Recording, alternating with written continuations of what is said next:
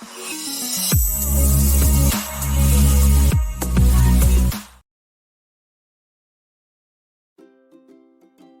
semua, pada video kali ini kita akan membahas mengenai contoh penerapan psikologi pendidikan dalam proses pembelajaran. Namun sebelumnya saya akan sedikit menjelaskan mengenai definisi psikologi pendidikan. Psikologi diartikan sebagai ilmu yang mempelajari tentang ilmu kejiwaan dan tingkah laku manusia.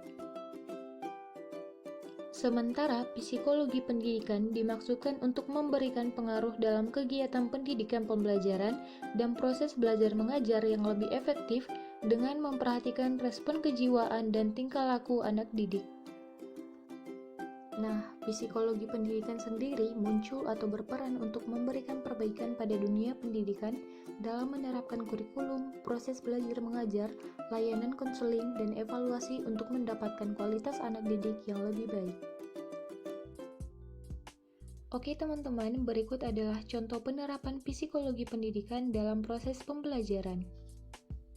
Halo, dari yang kita tahu, Indonesia sendiri memiliki gunung api yang sangat banyak. Nah, dari gunung api yang sangat banyak ini, gunung api itu kalian tahu gak sih bentuknya tuh ada beragam jenis. Nah, kita akan mempelajarinya hari ini, yaitu tentang bentuk-bentuk gunung api. Jadi, bentuk dari gunung api itu ada 3. Yang pertama adalah interaksi edukatif. Interaksi edukatif adalah suatu gambaran mengenai hubungan timbal balik antara guru dan peserta didik dalam mencapai tujuan pembelajaran. Sementara itu, pengajaran adalah salah satu bagian dari interaksi edukatif yang dilakukan oleh seorang guru terhadap peserta didik. Gunung api. Nah, jadi kalian buat fokus grup diskusi atau grup diskusi yang berjumlah 6 orang dari kita sekelas. Kalian buat kelompok dan kalian diskusikan tentang apa saja sih perbedaan-perbedaan dari bentuk-bentuk gunung api ini. Nah, dalam proses ini tentunya peserta didik akan memperoleh pengalaman dalam berdiskusi dan bertukar pendapat.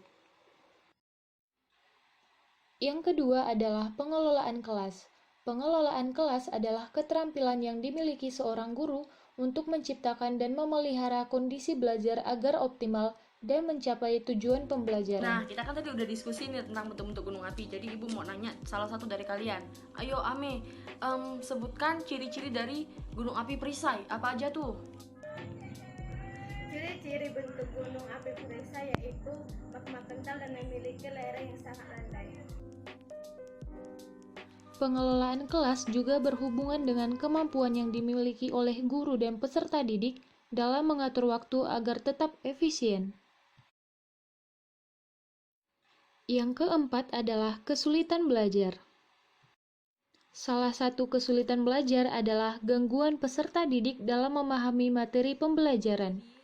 Materi bentuk-bentuk gunung api. Nah, bentuk-bentuk Dan hal yang dapat dilakukan oleh seorang guru adalah melakukan yang namanya pengulangan materi pembelajaran. Nah, ciri-ciri dari bentuk-bentuk gunung api ini. Nah, yang pertama itu ada ciri-ciri dari bentuk gunung api perisai. Nah, yang terakhir adalah evaluasi ataupun yang disebut dengan penilaian. Biasanya, hal ini dilakukan di akhir pembelajaran untuk mengetahui sejauh mana pemahaman siswa terhadap pembelajaran tersebut. Sekian materi kita hari ini. Nah, setelah Ibu menjelaskan tadi materi tentang bentuk-bentuk gunung api, Ibu ingin dengar suaranya Ame nih, menyimpulkan tentang materi kita hari ini. Yuk, silakan Ame untuk menyimpulkan materi kita hari ini apa-apa aja. Simpulannya itu yaitu gunung api dapat digolongkan berdasarkan prosesnya dan meliputi gunung api mat, gunung api kerucut, dan gunung api perisai. Nah, itulah contoh penerapan psikologi pendidikan pada pembelajaran. Masih banyak loh contoh-contoh yang lainnya. Namun, ingat ya teman-teman, bahwa psikologi pendidikan itu sangatlah penting. Karena dengan psikologi pendidikan, guru dapat meningkatkan pembelajaran dan proses pengajaran. Oke teman-teman, terima kasih ya karena sudah menyimak video ini. Mohon maaf jika ada kesalahan dan kekurangan. Sampai jumpa!